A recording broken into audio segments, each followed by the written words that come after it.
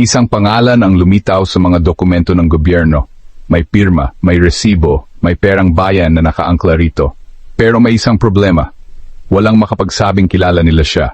Walang record, walang mukha, walang patunay na siya'y tunay na umiiral.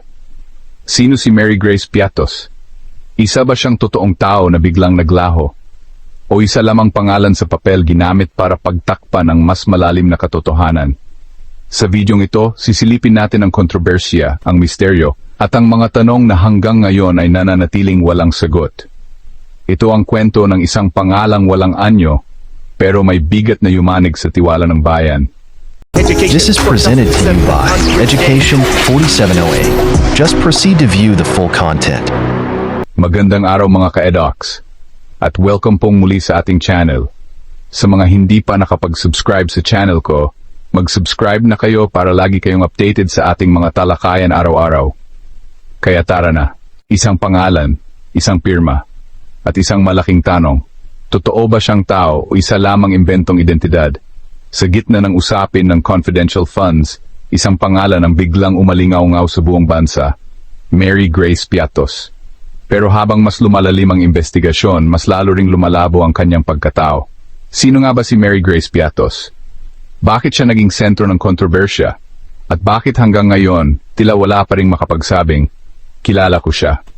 Unang lumitaw ang pangalang Mary Grace Piatos sa mga acknowledgement receipts na kalakip ng liquidation reports ng Office of the Vice President, kaugnay ng paggamit ng confidential funds. Ayon sa mga dokumentong isinumite sa Commission on Audit at sa Kongreso, si Mary Grace Piatos ay isa sa mga tumanggap umano ng pondo at may pirma na nagpapatunay ng pagtanggap nito. Sa papel, mukhang normal. Pero sa mata ng mga mambabatas at auditor, may kakaiba. Habang sinusuri ang mga dokumento, may mga mambabatas na nagtanong, sino si Mary Grace Piatos? Nasaan siya? Bakit walang nakakakilala sa kanya? Dito nagsimulang maghinala ang Kongreso. Dahil sa isang bansa kung saan halos lahat ay may birth certificate, walang makitang malinaw na public record tungkol sa kanya.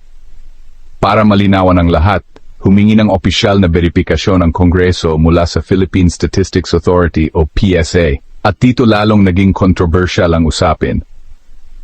Ayon sa PSA, walang birth record, walang marriage record, walang death record. Sa madaling salita, walang civil registry record ng isang taong nagngangalang Mary Grace Piatos. At dito na pumutok ang pinakamabigat na tanong, kung walang record, paano siya nakatanggap ng pera? At kung walang record, sino ang pumirma sa mga resibo? Ang pakarang brand. Habang kumakalat ang balita, napansin ng publiko ang isang kakaibang detalye. Ang pangalang Mary Grace Piatos ay tila kombinasyon ng dalawang kilalang brand sa Pilipinas. Mary Grace, isang sikat na cafe at restaurant. Piatos, isang kilalang snack brand. Para sa marami, ito'y tila pangalan na hindi pangkaraniwan at para sa iba parang palayaw alias o imbento. Mula rito nagsimulang umuspong ang teorya. Isa ba itong dummy name? Cover identity? O simpleng maling pangalan lamang sa dokumento? Hamon ng Kongreso at reward. Dahil sa patuloy na kawalan ng sagot, may mga mambabatas na hayagang humamon sa publiko. Kung may nakakakilala kay Mary Grace Piatos, kung totoo siyang tao, kung buhay siya, kung may pamilya siya, lumantad siya o ilantad siya. May mga panukala pa ng pabuya para sa sinumang makapagbibigay ng lehitimong impormasyon tungkol sa kanyang pagkakakilanlan. Pero sa kabila ng ingay, investigasyon at atensyon ng media, walang lumutang, walang nagpakita, walang nagpatunay bakit mahalaga ang usapin na ito.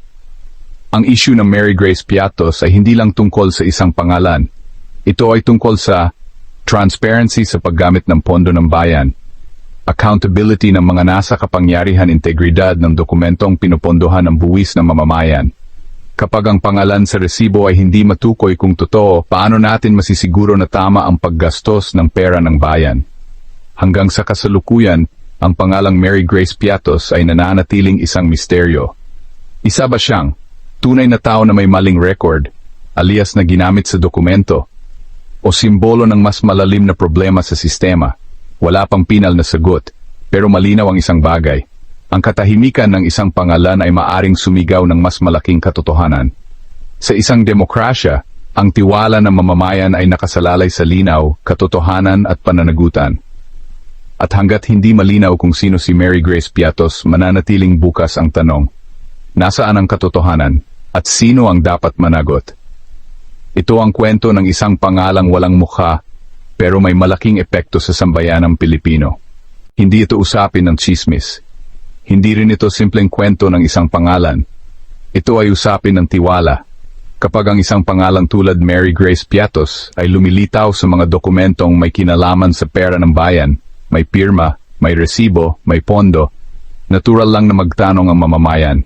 Hindi dahil gusto nating magbintang, kundi dahil may karapatan tayong umunawa. Sa isang gobyernong humihingi ng tiwala, linaw ang kapalit nito. Kung ang isang pangalan ay hindi matagpuan sa opisyal na talaan, hindi ito simpleng technical error. Ito ay red flag, hindi sa emosyon, kundi sa sistema. Hindi natin sinasabing may kasalanan agad, ngunit malinaw na may kakulangan sa paliwanag. At sa usapin ng public funds, ang katahimikan ay hindi sagot. Ang mas nakababahala rito ay hindi kung totoo o hindi si Mary Grace Piatos, kundi kung gaanong kadali para sa isang pangalang hindi matukoy na maging bahagi ng opisyal na dokumentasyon ng gobyerno. Kung may butas ang sistema, dapat itong ituwid. Kung may pagkukulang, dapat itong itama.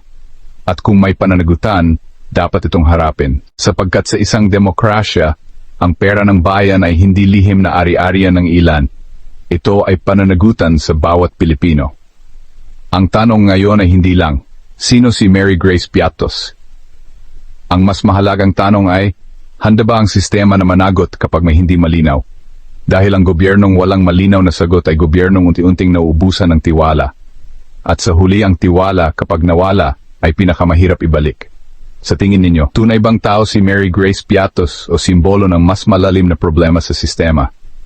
Ibahagi ang inyong opinyon, respetadong diskusyon lang.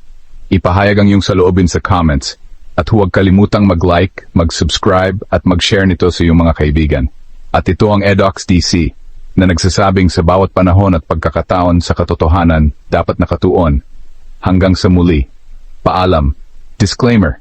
Ang video na ito ay ginawa para sa layuning pang-impormasyon at pampublikong diskurso lamang.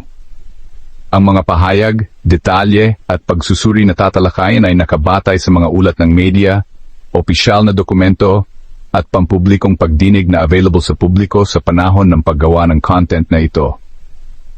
Ang pangalang Mary Grace Piatos ay binanggit bilang bahagi ng isang isyung pampubliko at kontrobersyang iniulat ng mga awtoridad at hindi bilang akusasyon laban sa isang tiyak o pribadong individual. Wala pong layunin ang content na ito na manira ng pagkatao, magbintang ng krimen, o magpahayag ng hatol laban kaninuman.